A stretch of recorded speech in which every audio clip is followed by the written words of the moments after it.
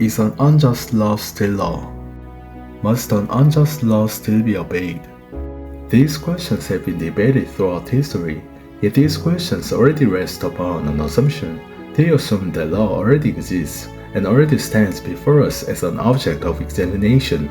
Certainly, law may be examined, it may be criticized, its legitimacy may be questioned. But even these questions do not yet reach the prior question: why do human beings generate binding normative forms at all?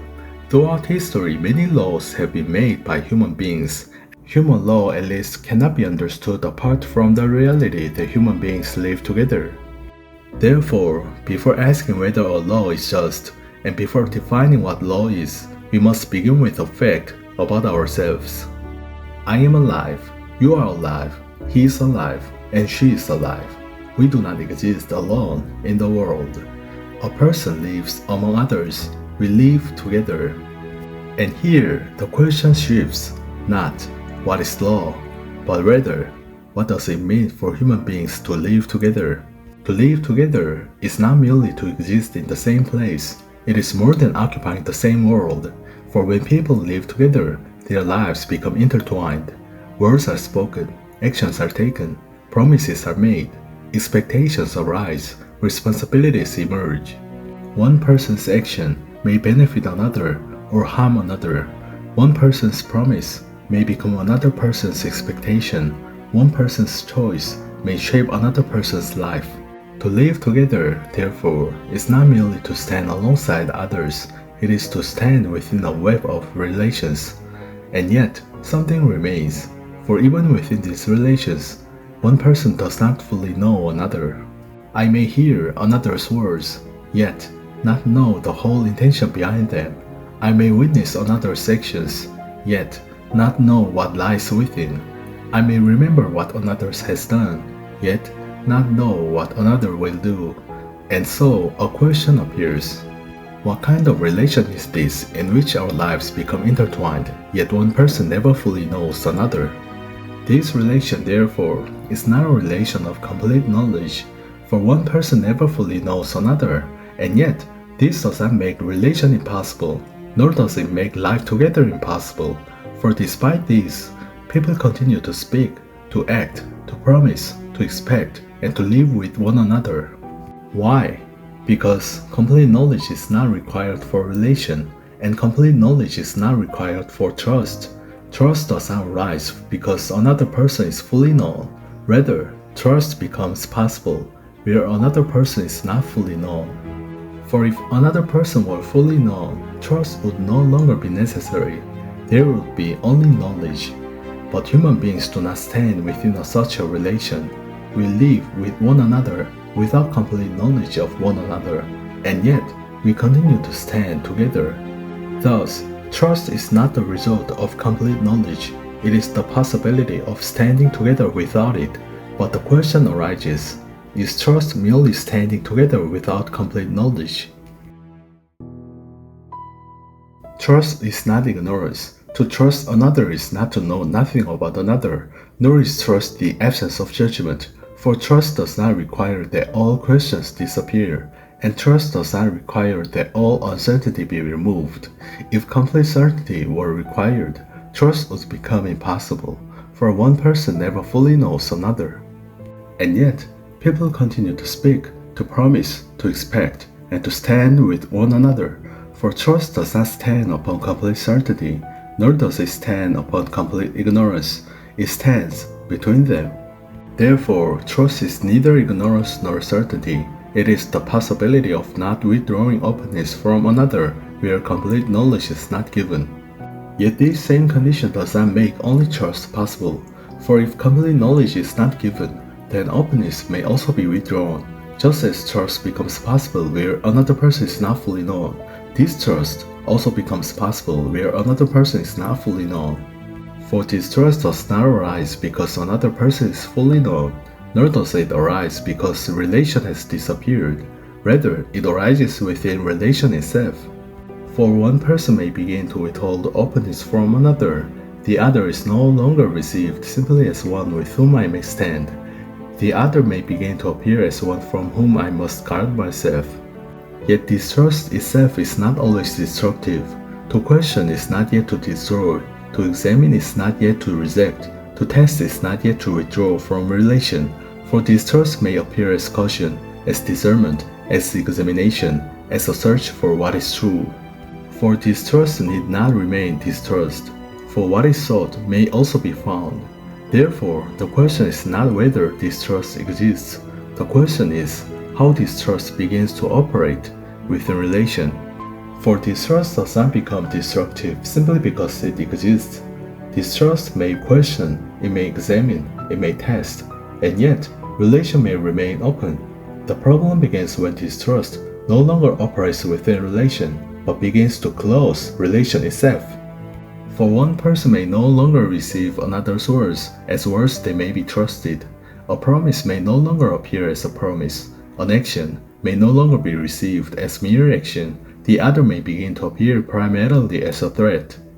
And as openness continues to withdraw, relation itself begins to change, no longer a relation of shared life, increasingly a relation of defense, a relation of protection, a relation of suspicion. And when relation begins to close in this way, expectation weakens, responsibility weakens, the possibility of standing together begins to weaken. For destructive distrust does not merely doubt another, it begins to close the relation itself. And if shared life is not to collapse into mutual defense, then destructive distrust must be limited. For destructive distrust does not remain where it first appears, it does not remain a private attitude within one person, for relation itself has already been shown to be intertwined. Words, actions, promises, expectations, responsibilities. What touches one expectation may begin to touch another, and so, when destructive distrust begins to operate, it does not affect only a single moment. A word that is no longer received as trustworthy may make the next word more difficult to receive. A promise that is no longer received as a promise may weaken the expectation that once stood upon it. An action that appears as a threat may cause another action to be met with defense. And so, relation itself begins to change, not all at once, but gradually. Openness weakens, expectation weakens, responsibility weakens, the possibility of standing together continues to weaken. For destructive distrust does not merely exist, it operates. And because it operates, it cannot simply be left alone, yet distrust itself cannot be removed. For distrust may still appear as caution, as discernment, as examination, as a search for what is true. Therefore, distrust itself cannot simply be removed, but destructive distrust cannot be left without limit. But if distrust cannot simply be removed, and destructive distrust cannot be left without limit, then a question appears: how can it be limited? Not by wishing that it disappear, not by demanding that every person simply trust, for destructive distrust does not operate only within feeling, it operates within relation, and relation has been shown to be intertwined. Words, actions, promises, expectations, responsibilities. Therefore, to limit destructive distrust, it is not enough to address a feeling alone, something more is required. For if destructive distrust is to be limited, then relation itself must receive a form within which distinctions may be made, a form within which expectations may stand, a form within which responsibilities may be recognized, a form within which actions may be judged. For limitation requires distinction, and distinction requires form, a form that cannot bind, cannot limit. Therefore, if destructive distrust is to be limited, shared life requires a form that can bind. But what does it mean for a form to bind? It does not mean merely that a form exists, nor does it mean merely that distinctions have been named. For destructive distrust does not operate by erasing words, actions, promises, expectations, or responsibilities. It operates by dissolving them. A promise may still be spoken, yet no longer received as a promise. A responsibility may still be named, yet no longer received as a responsibility. An action may still occur, yet no longer received as mere action. And so, if destructive distrust is to be limited, a form must do more than distinguish. It must hold. It must hold words within a form, actions within a form, promises within a form, expectations within a form, responsibilities within a form. For what is not held may be dissolved, and what is dissolved can no longer be limited. Therefore, to bind is to hold what destructive distrust would otherwise dissolve. Not yet the question of why one must obey, but first, if a form is to bind, can it hold what destructive distrust would dissolve? But if a form is to bind, another question appears, for a form may exist, and a form may distinguish, and a form may even seek to hold what destructive distrust would dissolve, yet can a form bind within shared life if it cannot be obeyed? For binding does not occur in abstraction, it occurs within relation, within words, within actions, within promises, within expectations, within responsibilities. And if a form is to hold these things, it must be able to stand within the life of those who live under it. Not yet the question of whether one ought to obey, but first, whether a form can be obeyed at all. For a form that cannot be followed cannot hold, and a form that cannot hold cannot bind. Therefore, a binding form must also be an obeyable form, but this raises another question: what makes a form obeyable? Surely, not complete knowledge, for no person knows every distinction, every application, or every consequence contained within a form. If complete knowledge were required, then no form could be obeyed, and yet, human beings do live under forms. They act, they judge, they expect, they assume responsibilities. Therefore, complete knowledge cannot be required for obedience, yet neither can obedience arise from complete unintelligibility, for what cannot be understood at all cannot truly be lived under. It may be endured, it may be suffered, it may be submitted to as force, but it is not thereby obeyed. For obedience requires more than mere existence under a form. It requires that the form be received as something under which one may live. Therefore, an obeyable form does not require complete knowledge, but neither can it remain completely unintelligible, for what is wholly unintelligible cannot be obeyed. An obeyable form stands between them. A form need not be fully known to be obeyed, but it must be intelligible enough to be lived under. And this raises another question: what makes a form intelligible? Surely, not the understanding of one person alone, for the form has not been shown to exist for one person alone. It has been shown to arise within shared life, within words, within actions, within promises, within expectations, within responsibilities. And these do not belong to one person only, they stand between persons. Therefore, if a form is to be obeyed, its intelligibility cannot remain merely private, for one person may understand the form, yet if no one else can understand it, the form cannot function within shared life. For the question is not merely whether a form is intelligible to someone, but whether it is intelligible enough to be lived under together. This does not require complete knowledge, nor does it require that every person understand every distinction, every application, or every consequence. But neither can the form be wholly separated from what people can commonly receive. For what is obeyed within shared life must be intelligible within shared life. Therefore, an obeyable form requires more than private intelligibility. It requires some measure of shared intelligibility, and where shared intelligibility appears, another question emerges: what kind of form can bind, can be obeyed, and can be commonly received? Surely, not complete agreement, for people do not agree about everything, nor do they interpret everything in the same way. And no form has been shown to require that every person understand every distinction, every application, or every consequence in precisely the same manner.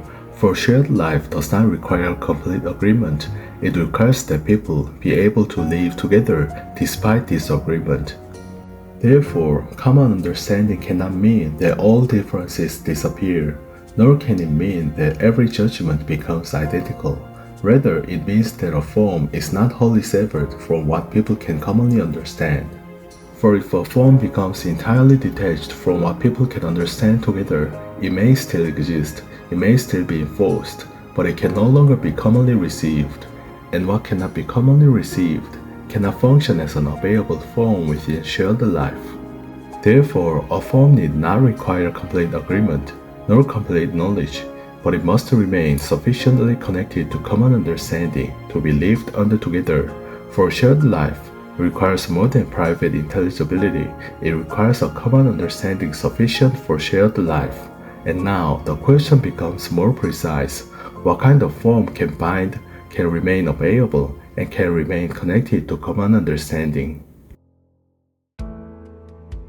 Surely, common understanding is required, for a form wholly separated from what people can commonly understand has been shown to lose its intelligibility within shared life, and what cannot be understood cannot be obeyed. Yet common understanding alone is not enough. For people may commonly understand many things, and yet what they understand does not thereby bind them, nor does it thereby hold their words, their actions, their promises, their expectations, or their responsibilities. For common understanding may make a form receivable, but it does not yet make the form operative within shared life. Something more is required, for destructive distrust has not been shown to be limited by understanding alone. Therefore, common understanding is necessary, but it is not sufficient, and this raises another question: how must such a form appear within shared life? Surely it cannot remain hidden, nor it can remain merely private, for a form that binds a shared life has not been shown to exist for one person alone. It stands within relation, within words, within actions, within promises, within expectations, within responsibilities. And what stands within shared life must be able to appear within shared life, not necessarily as something everyone agrees with, but as something that can be recognized, for a form cannot bind those to whom it cannot appear, nor can it remain obeyable if it cannot be known as the form under which one stands. Therefore, a form connected to common understanding must be publicly recognizable, not complete agreement, not complete knowledge, but recognition, the ability to know that the form is there, and yet not merely to know that the form exists, but to recognize that one stands under it. And this raises another question: is recognition alone enough? Surely not yet, for recognition allows one to know that the form is there, and to recognize that one stands under it. Yet a form may be recognized without being referred to. One person may know that the form is there, and another person may know it as well. Yet this alone has not shown that the form can function between them. For shared life does not consist merely in what each person recognizes alone. It consists in what persons may bring into relation, into words, into actions, into promises, into expectations, into responsibilities. Therefore, if a form is to bind within shared life, it must be more than recognizable. It must be referable. It must be something to which people may point, something they may recall, something they may bring forward before one another. For a form that cannot be referred to cannot function between persons, and a form that cannot function between persons cannot mediate between persons, and what cannot mediate between persons cannot hold what destructive distrust would dissolve. Therefore, a publicly recognizable form must also be publicly referable. Recognition allows one to know that the form is there. Referability allows people to point to it together, and this raises another question: can a form remain referable if it does not remain stable? Surely not, for what may be referred to must remain available for reference, and what does not remain cannot remain referable. A form may be recognized, it may even be referred to for a moment, yet if it changes from one moment to the next, from one circumstance to another, without continuity, it cannot remain the same form to which people refer. For referability requires more than appearance, it requires persistence, not necessarily immutability, for a form may be revised, it may be expanded, it may be clarified, yet even then, it must remain sufficiently stable to remain the form to which people continue to refer. For what disappears cannot be referred to, and what becomes something else from moment to moment cannot be referred to as the same form. Therefore, public referability requires stability. A form must remain sufficiently stable across time and circumstance to remain publicly referable. And now, let us gather what has been shown. What is this form? It has not been shown to arise from complete agreement, nor from complete knowledge, nor from private judgment, nor from what remains hidden from shared life. Rather, it has appeared step by step as something connected to common understanding, as something publicly recognizable, as something publicly referable, as something sufficiently stable to remain referable across time and circumstance.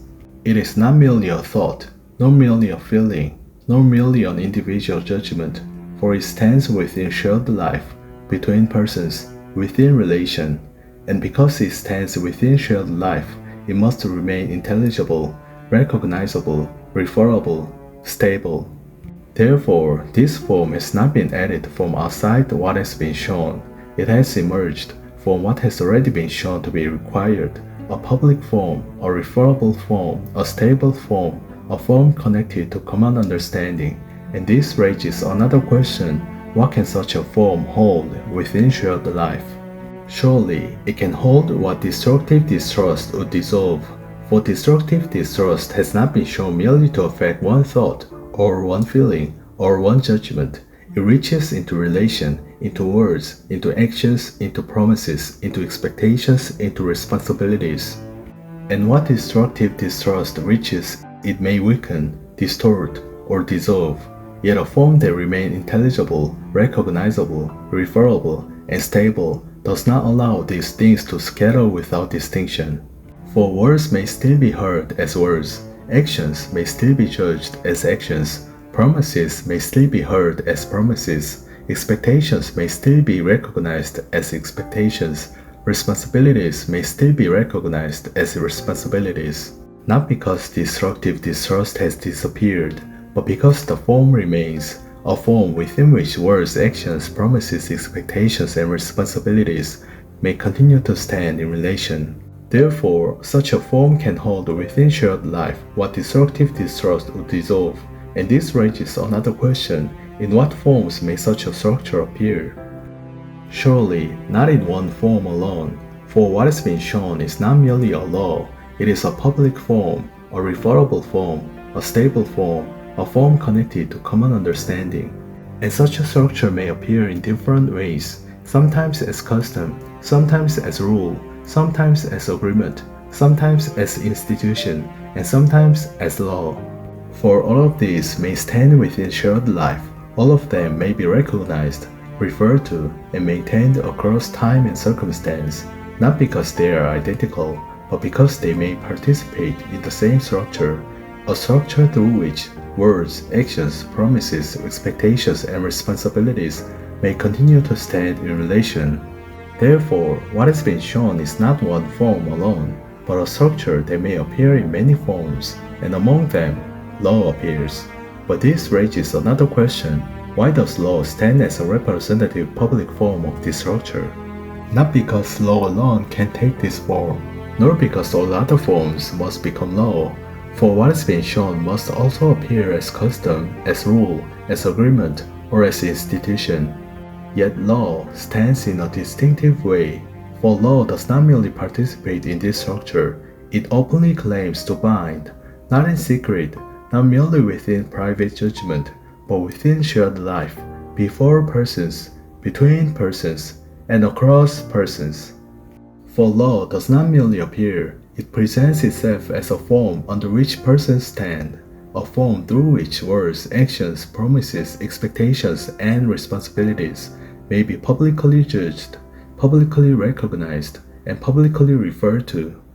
Therefore, law is not the only form of this structure, but it stands as a representative public form, for it openly claims within shared life the binding force that this structure has already been shown to require. And this raises another question: what does law make possible within shared life?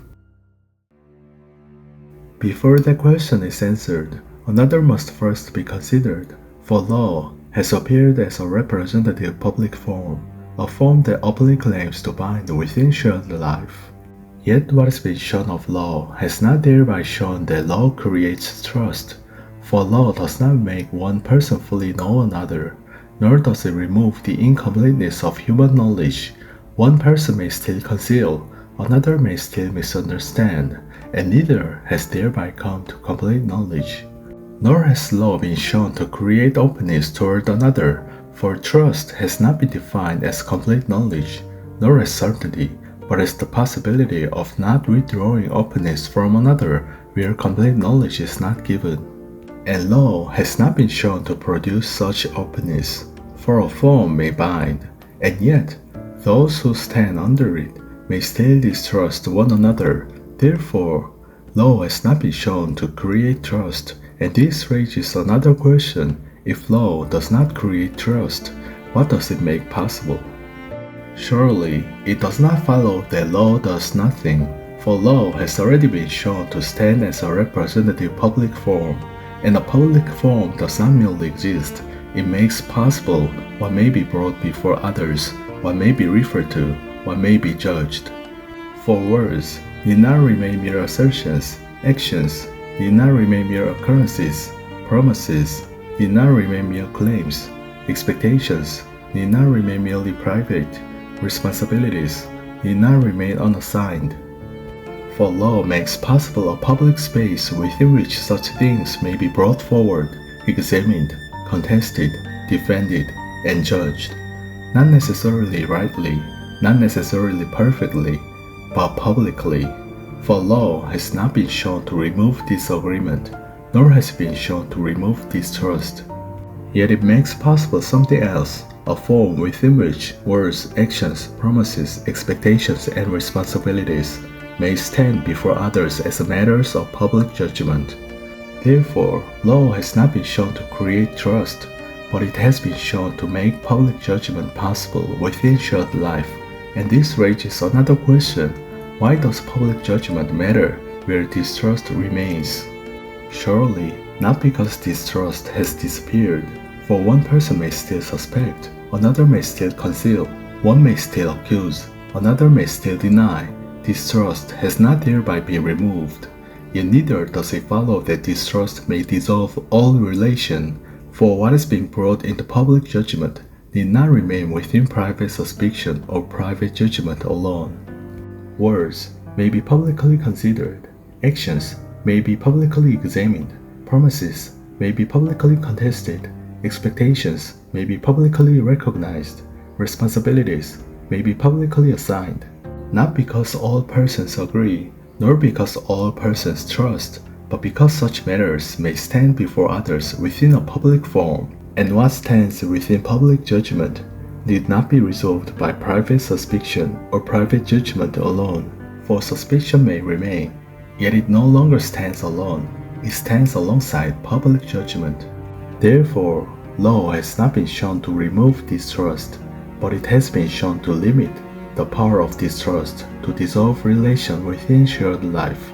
Yet this must not be confused with law creating trust, for to limit the power of distrust to dissolve relation is not the same as producing openness toward another. Law may preserve a public form within which relation need not be dissolved by private suspicion or private judgment alone. Yet it has not thereby shown that those who stand within that form have come to trust one another. Therefore, law may limit destructive distrust, and yet distrust itself may still remain, and this raises another question. If distrust is not removed, what still remains under law? Surely, law has not thereby ceased to function, for words may still be judged, actions may still be examined, promises may still be contested, expectations may still be recognized, responsibilities may still be assigned, yet none of this has shown that distrust has disappeared. For one person may still conceal, another may still accuse, one may still manipulate, another may still suspect, and all of this may remain under law, for law has not been shown to remove the possibility of distrust, nor has it been shown to remove the possibility of concealment, of accusation, of manipulation, or suspicion.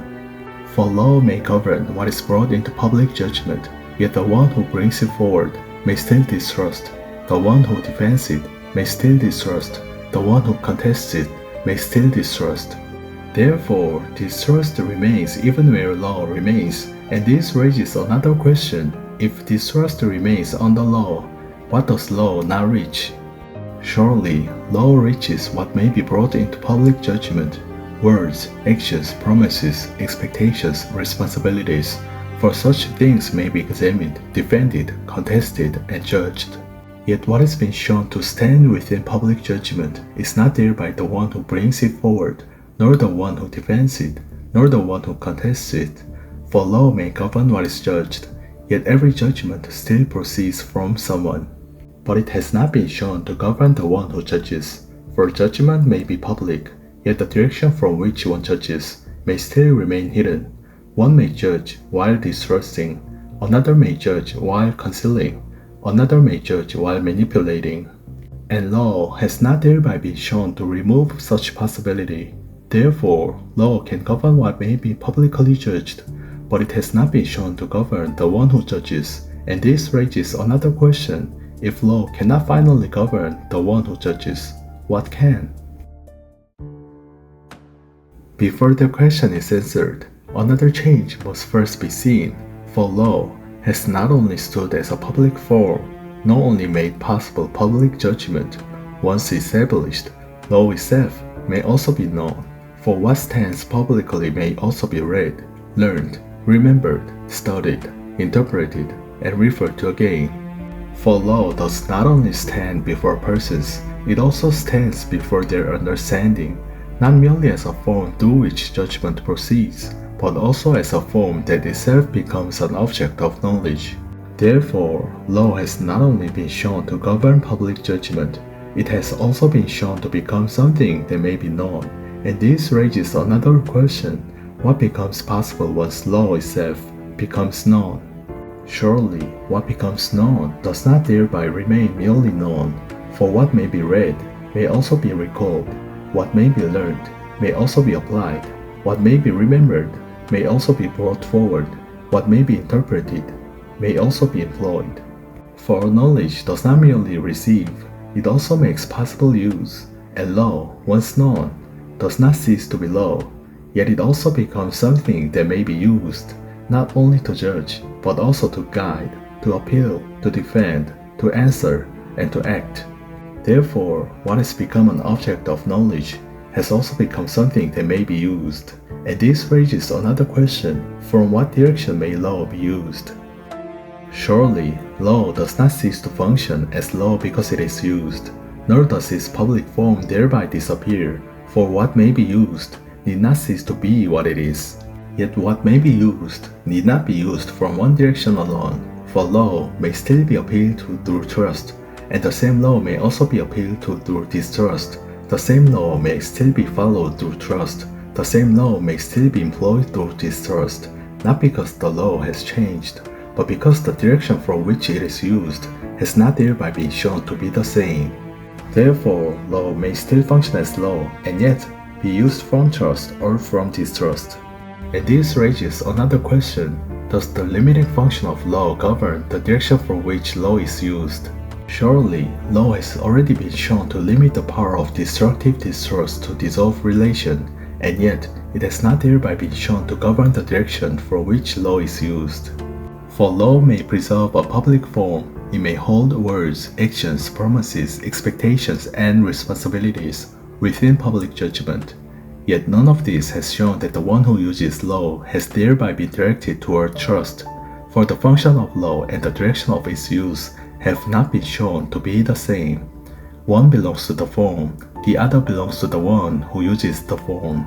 Therefore, the limiting function of law has not been shown to govern the direction from which law is used, and this raises another question: what follows if a form made to limit destructive distrust may be used from distrust itself? Surely, the purpose of a form and the direction from which it is used need not be the same, for a form may remain what it is, even while the one who uses it stands otherwise, for the purpose belongs to the form, and the direction belongs to the one who uses the form. Therefore, a form made to limit destructive distrust may itself be used through destructive distrust, not because the form has failed to be what it is, but because its use has not been shown to arise from the same direction as its purpose. And this raises another question: can law, then, be the final source of trust? Surely, law has been shown to preserve a public form, it has been shown to make possible public judgment, it has been shown to limit the power of destructive distrust to dissolve relation. And yet, it has not been shown to create trust, nor has it been shown to govern the direction from which it is used. For law may remain what it is, and yet be used from trust or from distrust. Therefore, law cannot finally be the source of trust, not because law has no function, but because its function does not extend to the direction from which it is used. And this raises one final question: what can address the direction from which one uses even law? Surely, philosophy has shown much. It began with the fact that human beings live together, and where human beings live together, one person does not fully know another. Because complete knowledge is not given, trust becomes possible, and for the same reason, distrust also becomes possible within relation. Distrust does not always destroy relation, but destructive distrust begins to close off openness toward another. It has shown that destructive distrust cannot be left without limit. It has shown the necessity of binding form, of public form, and the emergence of law as a representative public form. It has shown that law may preserve public judgment and limit the power of destructive distrust to dissolve relation. Yet it has also shown that law cannot finally be the source of trust, not because law has no function, but because its function does not extend to the direction from which it is used. Here, philosophy has reached its limit, not because it has failed to reason, but because it has shown where law cannot finally extend. From here, the starting point must change. Until this point, this philosophical argument has taken its starting point from shared life, from relation, from trust, from law. But here, we do not begin with what human beings must establish. We begin where God speaks. Not because the philosophical argument has been discarded, nor because what follows proceeds from its conclusion, but because another beginning now stands before us. From here, Scripture must be allowed to speak from its own beginning. And the Lord God commanded the man, saying, Of every tree of the garden thou mayst freely eat, but of the tree of the knowledge of good and evil thou shalt not eat of it, for in the day that thou eatest thereof thou shalt surely die. And the Lord God said, It is not good that the man should be alone. I will make him an helpmeet for him. Consider then how the text itself begins. The command is not confined to the prohibition alone. The Lord God commanded the man, and what he commanded is gathered within one saying. Within that one saying, the Lord God gives two commands and one declaration. The first command concerns what the man may freely eat. The second command concerns what he shall not eat. And then one declaration. For in the day that thou eatest thereof thou shalt surely die. Only afterward does the text say that the man was alone. The command appears before shared life is spoken of. The one who is commanded is first shown to stand alone. And only then does the Lord God say it is not good that the man should be alone. And God said unto Noah, The end of all flesh is come before me, for the earth is filled with violence through them, and behold, I will destroy them with the earth. Make thee an ark of gopher wood. Room shalt thou make in the ark, and shalt pitch it within and without with pitch. Consider again how the text itself speaks. God said unto Noah. The text begins with, God said. Yet when what Noah did is described, the wording changes. Thus did Noah according to all that God commanded him, so did he. And the Lord said unto Noah, Come thou and all thy house into the ark, for thee have I seen righteous before me in this generation. Again the Lord said unto Noah. And again Noah did, according unto all that the Lord commanded him. The text does not place what was said on one side and what was commanded on another. In the first passage, what God said is later described as what God commanded. In the second, what the Lord said is later described as what the Lord commanded. And in both, what Noah did is described not merely according to what was said, but according to all that was commanded him. Because that Abraham obeyed my voice and kept my charge, my commandments, my statutes, and my laws. Consider once more how the text itself speaks. The sentence does not speak of obedience alone, nor does it speak of keeping alone. It joins the two. Abraham obeyed my voice and kept my charge, my commandments, my statutes, and my laws. What is obeyed is my voice. What is kept is my charge, my commandments, my statutes, and my laws. The text does not set obeying on one side and keeping on another, nor does it set God's voice on one side and His charge, His commandments, His statutes, and His laws on another. Rather, within the same sentence, Abraham is spoken of as obeying God's voice and keeping God's charge, God's commandments, God's statutes, and God's laws.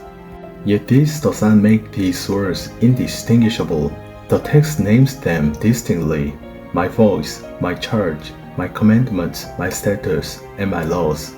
They are not collapsed into one word, yet neither are they separated from the one who says, my. And already here, the text has spoken not merely of laws, but of my laws. And Joseph made it a law over the land of Egypt unto this day, that Pharaoh should have the fifth part, except the land of the priests only, which became not Pharaoh's.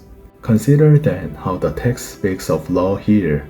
It speaks first of Joseph. It then speaks of what he did. Joseph made it a law. The text does not first speak here of God commanding, nor does it first speak here of God saying. It speaks of Joseph making something a law. And this law is spoken of over the land of Egypt. It is also spoken of unto this day. The text does not yet explain what law is, nor does it yet compare this law with another law. It simply shows a law made within the land of Egypt. And the Lord said unto Moses, Come up to me into the mount, and be there, and I will give thee tables of stone and a law and commandments which I have written, that thou mayst teach them. Consider again how the text itself speaks. The text begins with the Lord saying. Then it speaks of giving. The Lord will give to Moses. The text does not speak of Moses making a law. It speaks of the Lord giving a law. And what is given is spoken together with tables of stone and commandments. Then the text continues, which I have written. What is given is also spoken of as written. And what is written is given that it may be taught. And it is easier for heaven and earth to pass than one tittle of the law to fail. Consider once more how the text itself speaks. The text does not simply speak of the law, it speaks of one tittle of the law. The sentence sets two things together, heaven and earth to pass, one tittle of the law to fail. The text does not speak of the law failing, it speaks of one tittle of the law to fail. The comparison in the text is not between heaven and earth and the law. It is between heaven and earth to pass and one tittle of the law to fail, and it speaks of the former as the easier. And it shall be, when he sitteth upon the throne of his kingdom, that he shall write him a copy of this law in a book out of that which is before the priests, the Levites. And it shall be with him, and he shall read therein all the days of his life, that he may learn to fear the Lord his God, to keep all the words of this law and these statutes, to do them. Consider again how the text itself speaks. The text first speaks of writing. He shall write a copy of this law. Then the text continues. It shall be with him. Then the text speaks of reading. He shall read therein all the days of his life. Only then does the text speak of learning, that he may learn. But what may be learned is not spoken of as one thing alone. The text speaks of learning, to fear the Lord his God, to keep all the words of this law and these statutes, and to do them. The text does not begin with doing. It first speaks of writing, of the law being with him, of reading, and of learning. And what may be learned is spoken of as to fear, to keep, and to do. This book of the law shall not depart out of thy mouth, but thou shalt meditate therein day and night, that thou mayst observe to do according to all that is written therein. For then thou shalt make thy way prosperous, and then thou shalt have good success. Consider again how the text itself speaks. The text first speaks of this book of the law. It shall not depart out of thy mouth. Then the text speaks of meditation. Thou shalt meditate therein day and night. Only then does the text speak of observing, that thou mayst observe. The text does not first speak of doing. It first speaks of observing to do according to all that is written therein. Only then does the text continue, for then thou shalt make thy way prosperous, and then thou shalt have good success. But take diligent heed to do the commandment and the law, which Moses the servant of the Lord charged you, to love the Lord your God, and to walk in all his ways, and to keep his commandments, and to cleave unto him, and to serve him with all your heart and with all your soul.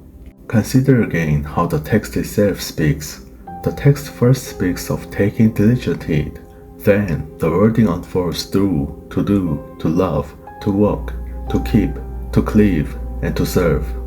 The first is to do the commandment and the law. The others are to love the Lord your God, to walk in all his ways, to keep his commandments, to cleave unto him, and to serve him with your all heart and with your all soul. Yet the text does not stop with the commandment and the law. It continues, which Moses charged you. The text does not speak of Moses alone. It speaks of Moses, the servant of the Lord. And here, what Moses charged is spoken of as the commandment and the law. Thus, the text does not first speak only of doing. It speaks of taking diligent heed, to do, to love, to walk, to keep, to cleave, and to serve. And like unto him was there no king before him that turned to the Lord with all his heart, and with all his soul, and with all his might, according to all the law of Moses. Neither after him arose there any like him. Consider again how the text itself speaks. No king before him, neither after him any like him. Between these references to before and after, the text speaks of him that turned to the Lord. Then the text speaks of how he turned to the Lord, with all his heart, with all his soul, and with all his might. Only then does the text continue, according to all the law of Moses. The text does not first speak only of turning. It speaks of one who turned to the Lord with all his heart, with all his soul, and with all his might, according to all the law of Moses. For Ezra had prepared his heart to seek the law of the Lord, and to do it, and to teach in Israel statutes and judgments. Consider again how the text itself speaks. The text first speaks of the heart. Ezra had prepared his heart. Only then does the text speak of seeking, to seek the law of the Lord, and to do it, and to teach in Israel statutes and judgments. The text does not first speak of seeking or doing or teaching. It first speaks of a heart prepared, and from that heart, it speaks of seeking, of doing, and of teaching. But we know that the law is good, if a man use it lawfully. Consider again how the text itself speaks. The text first speaks of knowing, but we know. Then it speaks of the law. The law is good. Yet, the text does not stop there, it continues. If a man use it lawfully. The text does not simply say that the law is good. It speaks of the law being good if a man use it lawfully. The text does not speak of the law being lawful. It speaks of a man using it lawfully. Woe unto you, lawyers, for ye have taken away the key of knowledge. Ye entered not in yourselves, and them that were entering in ye hindered. And as he said these things unto them, the scribes and the Pharisees began to urge him vehemently, and to provoke him to speak of many things, laying wait for him, and seeking to catch something out of his mouth, that they might accuse him. Consider again how the text itself speaks. The text first speaks to the lawyers. Woe unto you, lawyers. Then the text gives the reason. For ye have taken away the key of knowledge. But the reason does not stop there. Ye entered not in yourselves, and them that were entering in ye hindered. The reason for the woe is given through three acts: taking away the key of knowledge, entering not in yourselves, hindering them that were entering in. Then the text turns to the scribes and the Pharisees. As he said these things unto them, they began. The text speaks of what they began to do, to urge him vehemently, and to provoke him to speak of many things. Then the wording continues with laying wait for him and seeking to catch something out of his mouth. The text does not first speak of receiving what came out of his mouth. It speaks of seeking to catch something out of his mouth, that they might accuse him. But this shall be the covenant that I will make with the house of Israel. After those days, saith the Lord, I will put my law in their inward parts, and write it in their hearts, and will be their God, and they shall be my people. Consider again how the text itself speaks. The text first speaks of the covenant, but this shall be the covenant. Then it speaks of the covenant as what the Lord will make with the house of Israel. Then the text speaks of my law. It speaks of my law in their inward parts, and of it in their hearts. Then the text continues, I will be their God, and they shall be my people. The text does not speak of God alone, nor does it speak of the people alone. It speaks of I as their God, and they as my people. Surely Scripture has spoken much, not by beginning where philosophy began, but by beginning where God speaks. It has spoken of command, of God speaking, of voice, of obedience, of law, of teaching, of lawful use, of those who took away the key of knowledge, and of the covenant. It has spoken of the law within their inward parts, and within their hearts, and it has spoken of I will be their God, and they shall be my people. Yet, none of this has been gathered to produce confidence in ourselves, nor to claim that we have now understood rightly, for the text has first been allowed to speak. And now, before we speak again, another response remains, not merely to conclude, but to pray. Prayer, for the Lord is our judge, the Lord is our lawgiver, the Lord is our king. He will save us.